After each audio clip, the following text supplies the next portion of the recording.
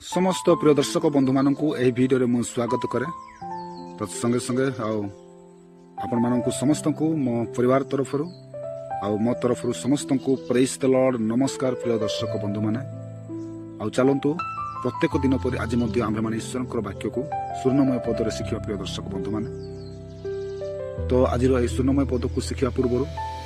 मु आशा करे आपण माने प्रभुंकर अनुग्रह भलरे अछंती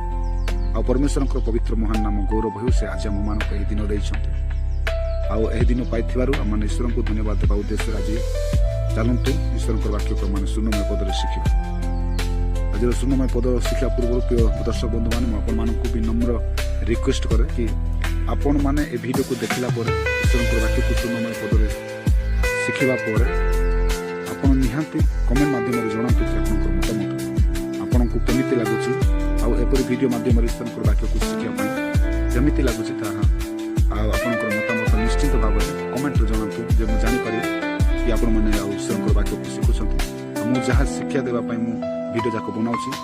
लाभवान हो जानीपारि। तो प्रिय दर्शक बंधु मैंने बर्तमान शेष दिन मानक बास करूँ शेष दिन मानक निश्चित ईश्वर वाक्य बिना आम मैंने बचा कष्टर ईश्वर वाक्य बिना मैंने कि ना प्रिय दर्शक बंधु। तो चलतु प्रभु जीशु ख्रीष्ट गोटे कथा कहले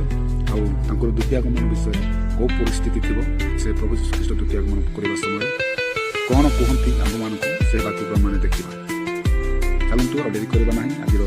शून्यमय पद को स्टार्ट करवा। प्रिय दर्शक बंधु मैंने आज शून्यमय पदर शीर्षक है माथ्यू लिखित सुसमाचार 24 पर्व तार 37 पद से भाव लिखा जाए। प्रिय दर्शक बंधु मैंने प्रभु जीशु ख्रीष्ट कहती